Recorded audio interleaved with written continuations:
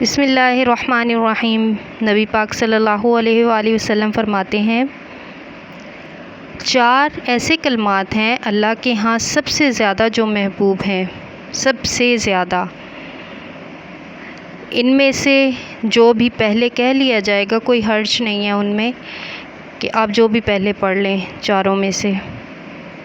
سبحان اللہ والحمد للہ ولا الہ الا اللہ واللہ اکبر، یہ 4 کلمات ہیں۔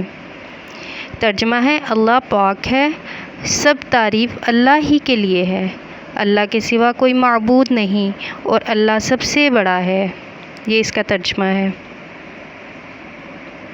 صحیح مسلم کی یہ حدیث۔